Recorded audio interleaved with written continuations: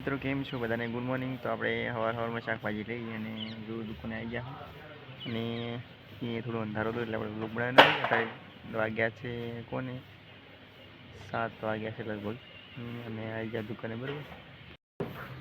અત્યારે બધી દુકાનો હજી તો બંધ છે, કોઈ ખુલ્લી નથી બરાબર ને।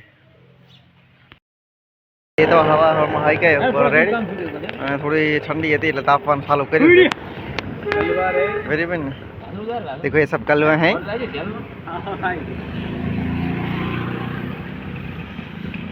टकलू साफ करना आवे શું કહેવાય અને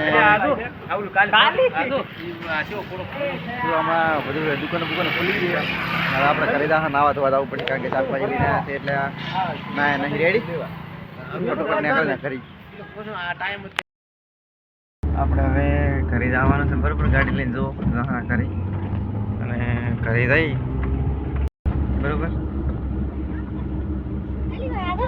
જોઈ શકો છો બરોબર।